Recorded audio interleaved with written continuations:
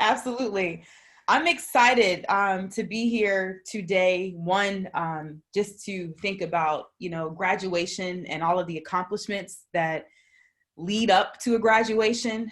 I'm excited to be amongst students, amongst mentors, amongst coaches, amongst friends, and more importantly, I'm excited to be amongst a community of women that are here to intentionally empower and support.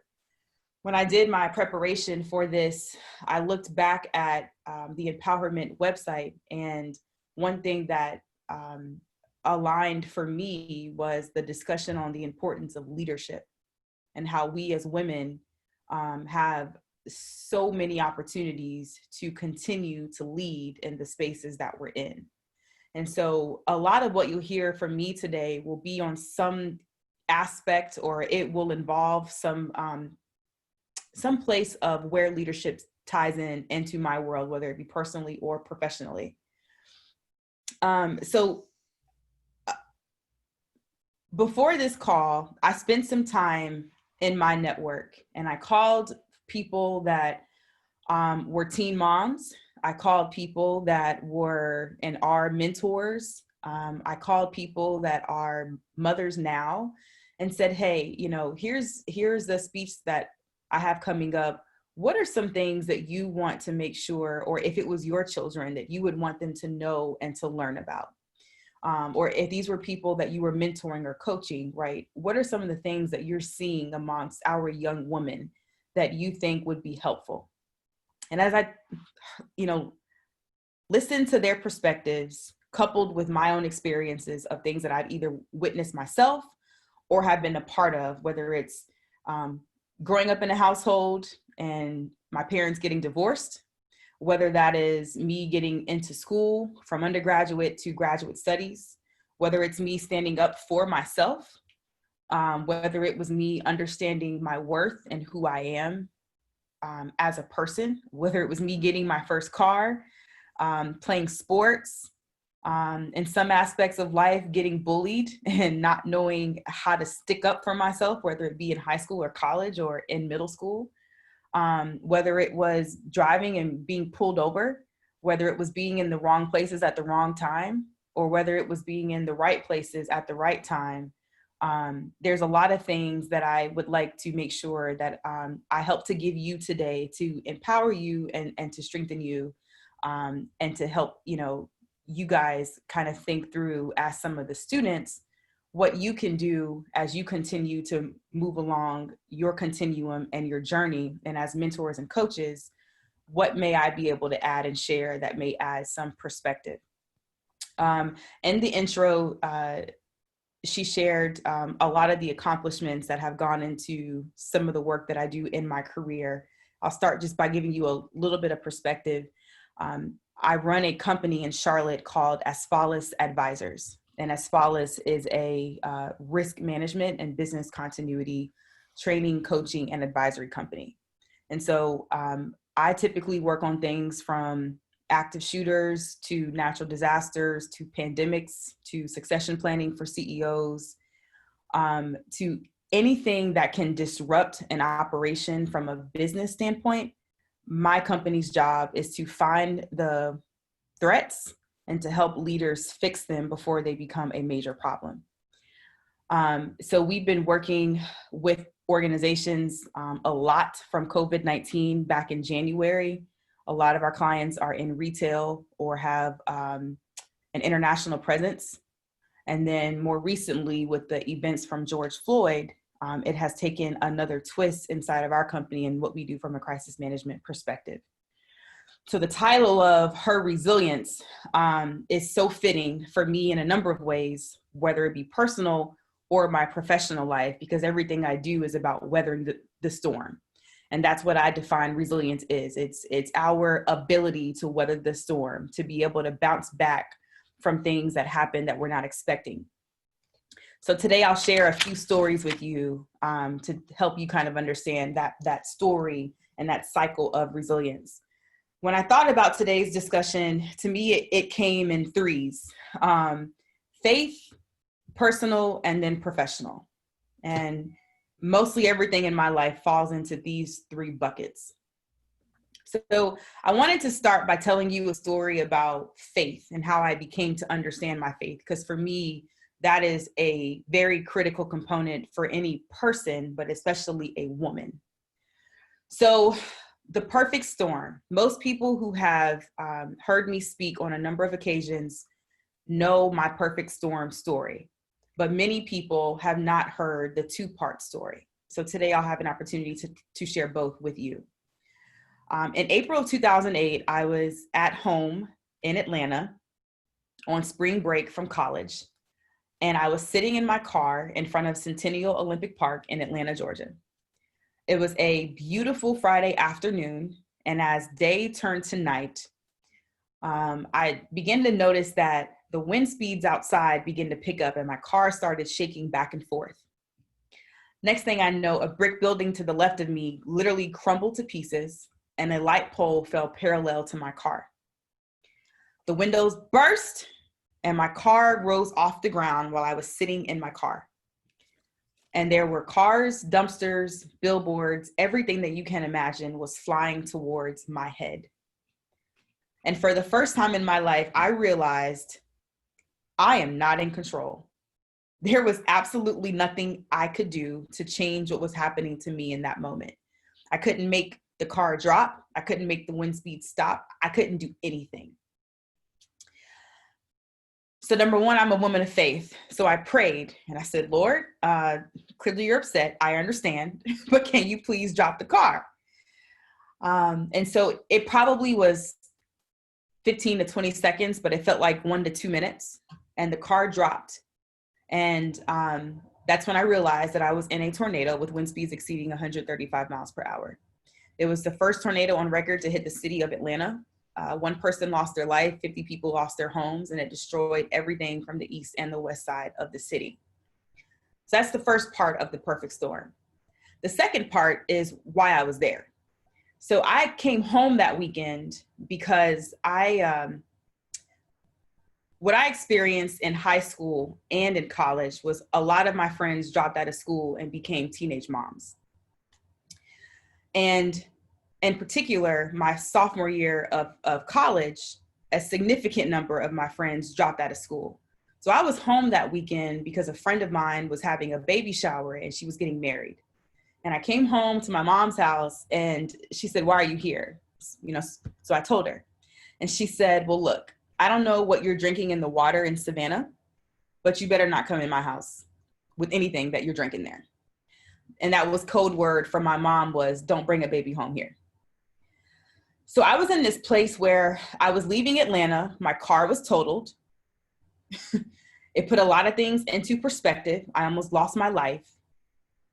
And for the first time, I understood how priceless life was and how priceless my time was.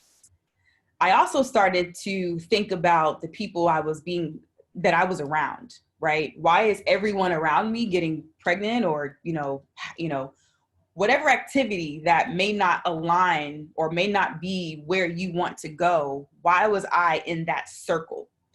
And so it really forced me to think. And when I got back to school, most of the people that I came into school with my freshman year, by my sophomore year, they were gone. And so I share that story with you because to me, what I had to figure out when I got back to campus was, who is Vanessa? How do I get to know who Vanessa is? And when I think about, how do you get to know you? For me, that starts with your faith. And no matter what you believe in, your faith has a set of core values, if you will, or a set of principles that are kind of your guide, right? And everything else is built around that. And so for me, I had to get back to understanding, well, what do I believe? My mother raised me to believe in God and Christ. And so I had to really search from a biblical perspective and understand, well, who does my creator say that I am? And then how do I make sure that I affirm myself in what my creator says that I am versus what other people think that I am? And that was something that was really big for me to understand my confidence and to understand who Vanessa really was at her core. I'll never forget, a friend told me, she said, you need to go figure out you. Go on a date with yourself. Go take a walk by yourself. Go ride a bike by yourself, right? How do we spend time with ourselves and get to know ourselves so that we know, well, what do I like to eat? What do I like to drink? What time do I like to wake up? Do I like to read? Do I like to write? You don't know those things until you take the time out to intentionally get to know yourself. And I share that because sometimes when we're in high school or in college or even middle school, we've got a lot of people around. And in some instances, we may be fighting for people to recognize us or to see our worth or to see our value. And I would beg to tell you that if you can understand who you are, you would be beating a lot of people because you wouldn't be concerned about what other people think about you. And so my first step was getting to know me. And then secondly, I had to understand and define my core values. So I believe that from a personal perspective, I have values as well as from a business perspective. From a personal standpoint, there's two values that are always near and dear to my heart. And number one is respect. And number two is integrity. That is a personal thing. When I feel like I am being disrespected, that is when we have a problem, which is important because, again, you need to know your values and who you are at your core. In my business, we have created our core values. And our core values are the non-negotiables in our company. We believe in trust. We believe in being intentional. We believe that people should always be a student, meaning you're always willing to learn. And we believe in having fun. And I had to create those values through a number of experiences where we were hiring people as either clients, vendors or suppliers, or employees. Okay, so faith. Have faith. That is a key reason of why we need faith. All right, so the second thing I want to talk to you about today is our personal lives and just who you are as a person and individually. And I'm a believer that when you understand those two things, your faith and your personal, then that really ties in your professional life and who you are. So I titled this one Tests because there's been a lot of tests that I've had to experience, like many people.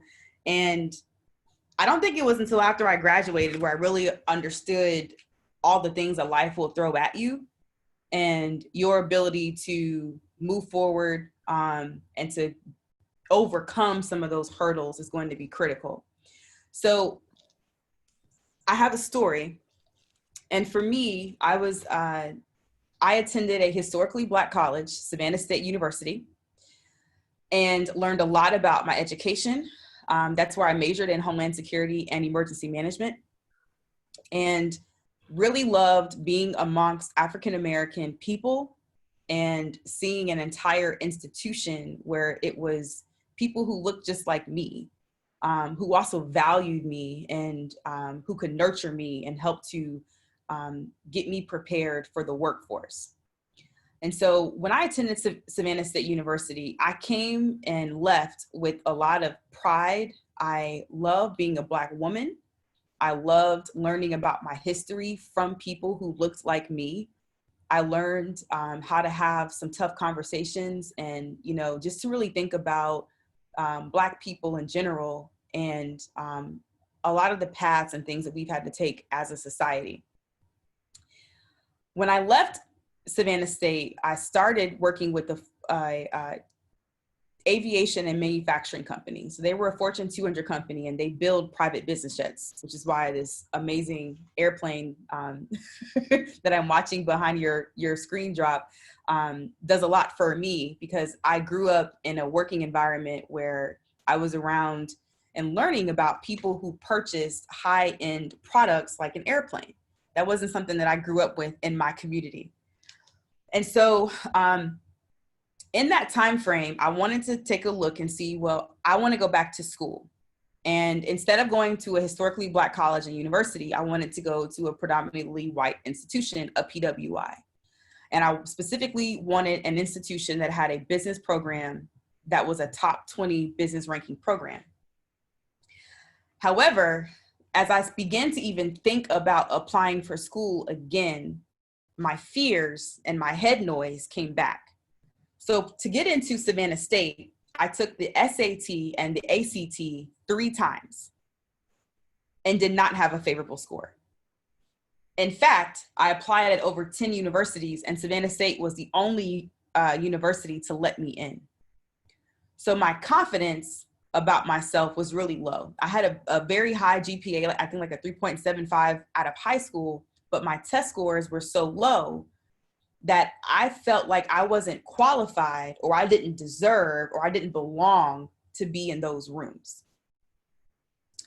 And so when it was time for me to apply at the University of South Carolina, I told my mom, I'm going to apply, but I don't think they're really going to let me in anyway, because I know my test scores are just not where they need to be. So my mom has always had this saying, let them tell you no. Don't tell yourself no. That's too easy.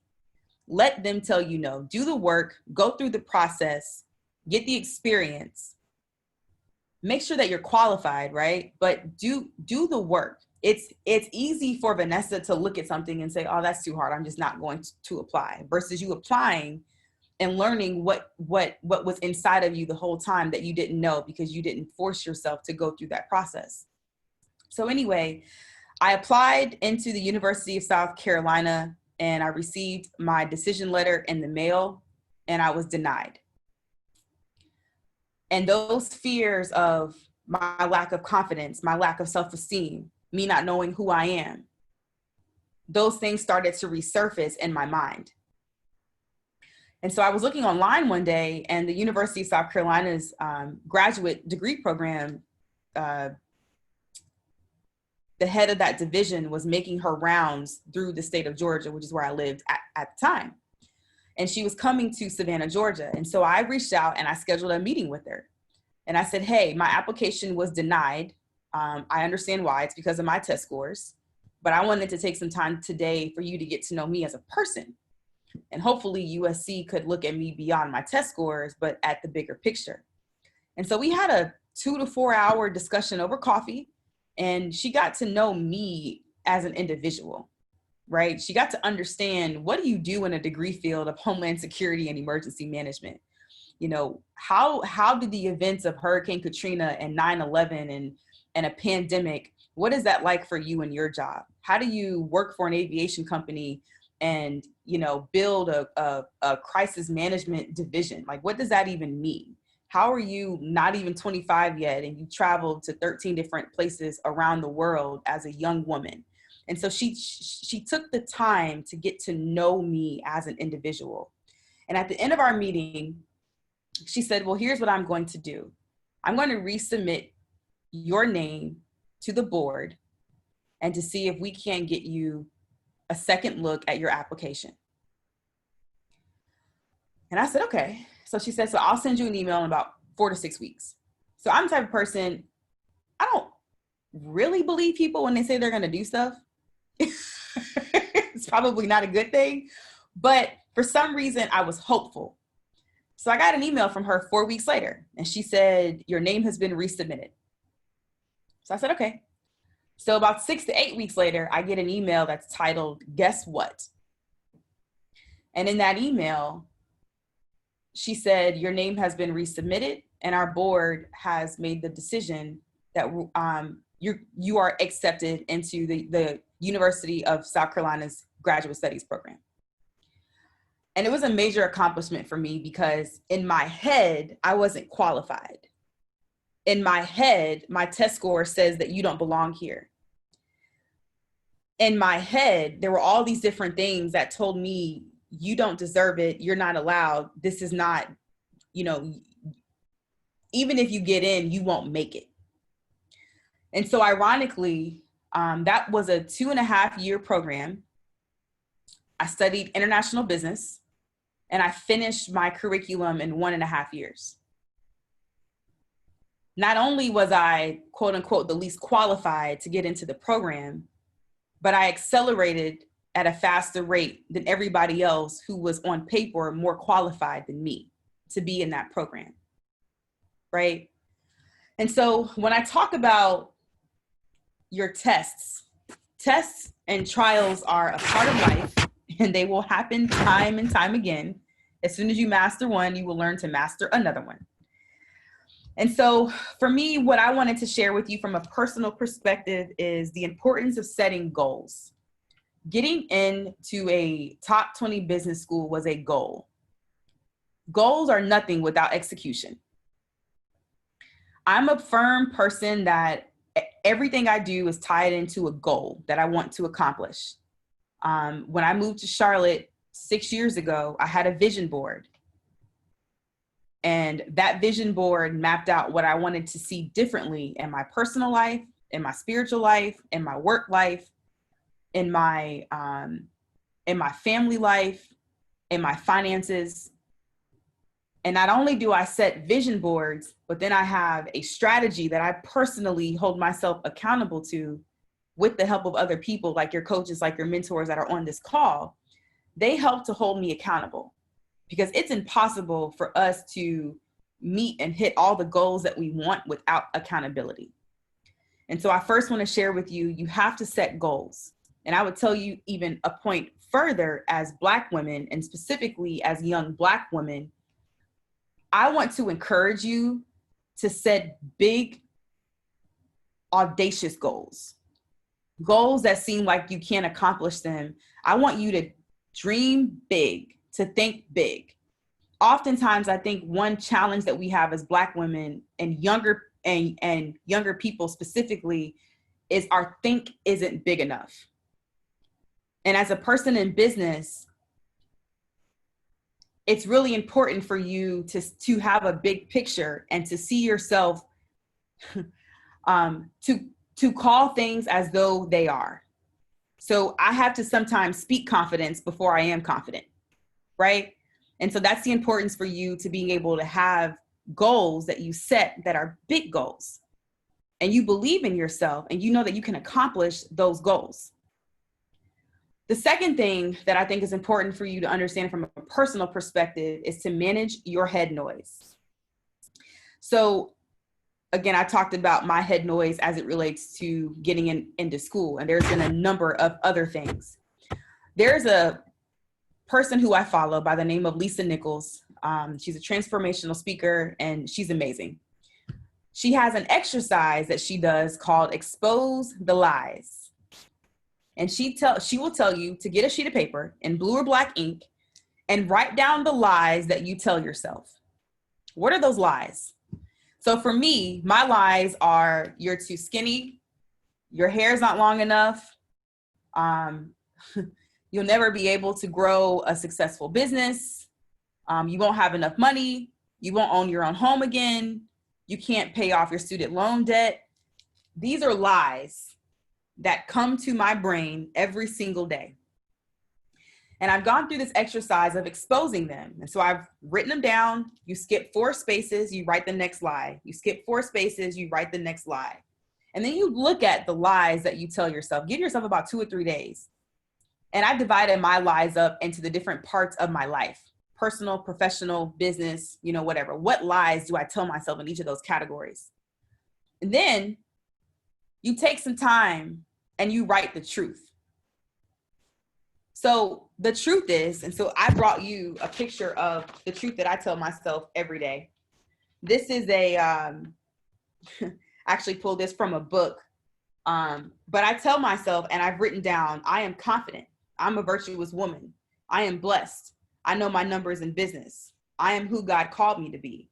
I am healed. I'm a landlord. I have self-control. I have discernment. I have executive presence. I run a multi-million-dollar business. I'm a servant leader. I have everything I need. I'm a highly sought out thought leader. I am strong. I am not a slave to money. I walk in the authority that God gave me. I am an investor. I am called. I am anointed. I'm a loving wife. I am creative. I deposit checks daily. I am full of joy. I do not worry. I have favor with God and with people. I am in shape physically. I am the lender. I am the head. I am God's masterpiece. I had to write that truth. And then every day I have to speak that truth. And sometimes I speak that truth multiple hours in a day, depending on how my day is going. But I want you as young women to understand the importance of the lies that you tell yourself. It wasn't until maybe 2 years ago where I thought I was the only person that had head noise and that would say negative things about myself or think negative things about myself. And most people, when you look at me on the exterior, you say, well, wow, you're so confident. Like, I can't even see you not having confidence, or this, that, and the third. And that's so false. My mom always says, don't let the suit fool you. At the end of the day, we're all people. And I have learned to be able to watch the insecurity in other people as well, right? There are some counterparts that I have where I will listen to their question, and I'm understanding that you're asking a question because you feel insecure in that subject, which is fine, right? And so I want you to know that there's a lot of things that we don't know, but it's important for you to manage what you speak into yourself or what other people speak over you, and you knowing your truth. And for me, this is why I start with faith first, because you have to know what you're grounded in and what you stand for. And once you're clear about that, then you can get into personally yourself, right? What are your goals and how do you manage the head noise and that trash that comes between this part of your brain? And if you can get a handle on that early and develop a mechanism for how to manage it and course correct as time goes forward, this is going to be something very powerful for you as young women. No matter what you do in life, it's going to be important for you. And so I think it's important just to kind of take a minute to think about what are the lies that you tell yourself. Take some time after today and write the truth to those lies and then start to speak them. And I'm sure you guys have probably talked about your I am statements, right? But being clear about who you are is so important for the journey that you're going on. The third one that we'll talk about today before we close is about the professional side. And the story I'll tell here is about controlling the temperature. So very quick story. In 2014, when I looked in the mirror, I was bitter, I was angry, I was easily frustrated, and I was just not a nice person at all. I didn't like me, and I was okay with that. I got into a place, so I left Savannah State University at an all-Black school, and my first job in corporate. I left Savannah State. I went to work for the government. I worked with the Department of Homeland Security and a couple of other local government agencies, and it taught me what I didn't want to do. And so I transitioned and I went into the corporate route, which I loved it. And in my corporate space, I was 21 years old when I walked into corporate. 21. Very young, a lot of opportunity, and very immature. And so I came into corporate from an HBCU, and probably within my first 2 years, I started to recognize that what was normal in my HBCU environment was not normal in corporate America. I started to learn that there's a political climate in the corporate space. I started to learn that it was normal for me to be the only woman, the only Black person, and the only person under the age of 50. And it was so uncomfortable.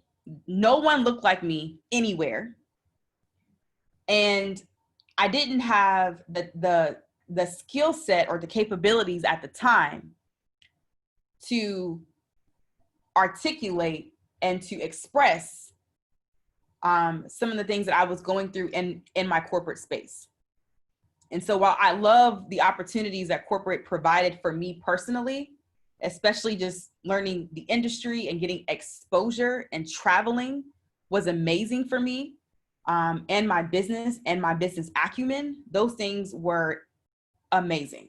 Meeting wonderful people, you meet all different types of people, no matter they're a challenge or if they're just, good people, either way, with every personality that you come into contact with, it's an opportunity for you to learn. As a person who has to lead people, like many other folks on this call, I have to adjust my communication style with every person on my team and meet them where they are. But in the corporate setting, I got to a place where I realized that it was not an environment in that particular corporation that I was going to be set up for success. And me coming out of college without the skills, without the proper mentorship, landed me somewhere where I did not expect to be when I was 26, 27 years old. So one day I came into work and my manager asked me to come to a meeting with him. And to my surprise, that was the last day that I saw my desk. I walked into a room with human resources and ethics, and they terminated me on the spot. And I sat in that room. I'll tell you, I was actually happy because I had been praying internally of how do I become a better person? I felt like my environment contributed to a bit of that. But I wanted to know what I could do to get outside of that space. And I was just waiting on an opportunity. And I sat in that room and they asked me, well, do you have anything to say? And I said, well, no. I mean, understanding in this moment is not for me. I'm not here to understand why I'm getting terminated. I mean, I kind of knew I was not nice, just to be quite honest with you. And so when I walked out of that room, I called a mentor of mine and she said, you got 48 hours to cry about it. And then I need you to suck it up and go do something with it. I said, okay, well, so that's the first thing. Your problems have an expiration date. They cannot be a problem for your whole life. That does not work. So she gave me 48 hours. I took 36. I cried like I have never cried before. And as I look back on that time frame, getting fired was the best thing that happened to me. It taught me how to be resilient. It taught me courage. It taught me how to get creative and solve a problem.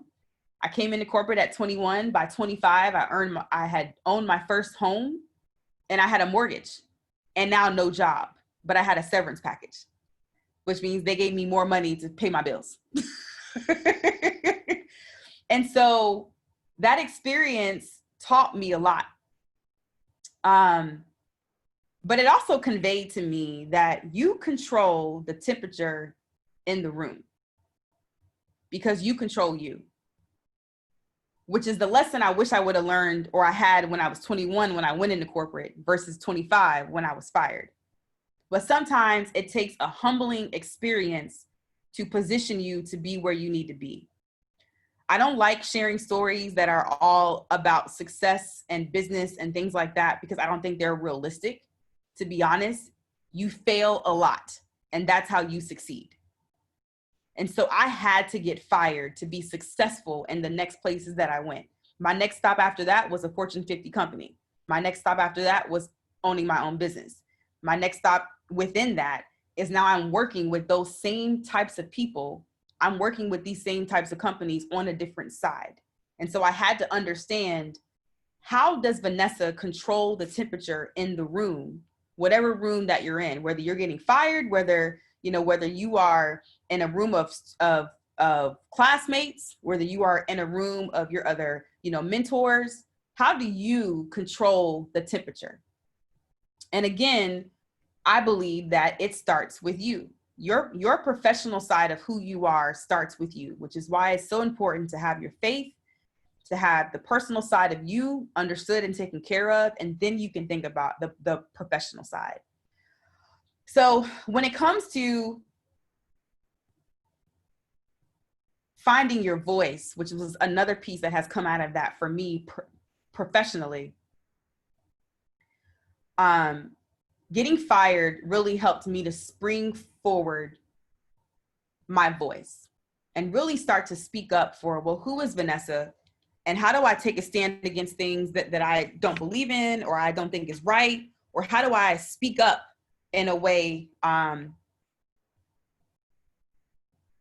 that can lend a hand, or that can make sure that whatever I have to say, that my voice is heard. And so I started, telling you guys about Savannah State University. I think she mentioned it in the intro. So I ended up being the first female in the state of Georgia to graduate with a degree in Homeland Security and Emergency Management from Savannah State. And quite frankly, none of that would have happened if I didn't find my voice. So I researched and found that Savannah State was the only historically Black college in the nation to receive a degree program in Homeland Security and Emergency Management. Not only were they the only HBCU, they were the only higher education institution to have that degree program. So if I was a part of the graduating class of the first, and I was the only woman in my graduating class, then it was clear that I had to be the first. So I went to my dean and I said, hey, I found this research, want you to take a look at it, validate it. And if so, can Savannah State document this for me so I can have something that is documented that says that I am the first. So she took a look at it and she said, well, yeah, we can announce it at graduation. I said, okay, well, that's fine, but can I get something in writing? And I'll be honest with you, they went back and forth with me on that. They didn't want to do it. But it's important to find your voice, because no one will advocate for you more than you.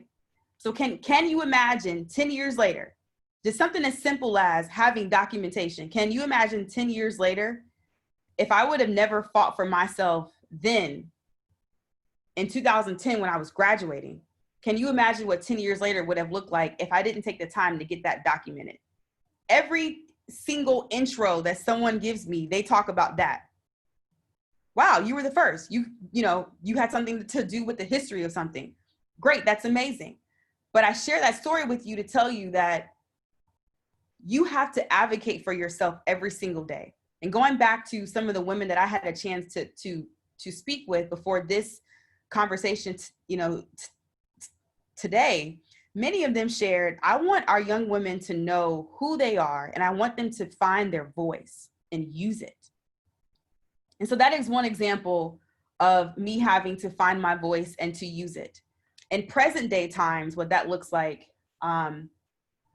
so when George Floyd was murdered over the past couple weeks now, it hit me hard, and I wasn't expecting for me to be that mad, because we see it so much in our community. And I didn't really know what to do with everything that was going on inside of me, and then also how it affected my husband and my mom. And so I had a client that called me. He actually sent me emails the whole weekend and I just couldn't respond. But then he called me Monday. And this is a retail company that probably many of us buy products from. And their CEO could not find the words in himself to denounce racism and inequality. So they called me and asked me, well, what's your perspective? And, can you help to help us to find the words that we need to address our Black population and our Black community? And so I just shared with them, my way of finding my voice. And one thing in their statement that bothered me was, we're going to take a stand against racism. And so me finding my voice in that moment was questioning, right? How do you define standing? What does that mean to you? Do you want me to stand up when I see racism? You want me to clap when I see it? You want me to sit down when I see it? How do I make standing up against racism actionable? And it was those questions that I asked to help them rethink about what they were going to communicate. Because at that time, there were no people of color, Black people, who were at the table with them. It took me to help them see what they might have been missing and alter their communication and their message for their workforce. And so I think it's really important that we continue to find our voices. And I know we're coming here to a close. So in closing, the 5 keys to winning from my perspective is, number 1, get to know you, who you are. Who you are also comes out in times of crisis. So it's very important that you get to know you. Number 2, define your values. What are your core values for you personally? And then when you go out and look for jobs, or when you go out and apply to be at different schools that you want to learn from, take some time to see if their core values at those institutions, if they align back to your personal values. Because just as much as people interview you, you are going to be interviewing them. So start with your values first. Number 3, set goals. But understand, goals are nothing without execution. Number 4, manage your head noise. It will come. Your job is to manage it. And number 5, find your voice. Don't be afraid to speak up.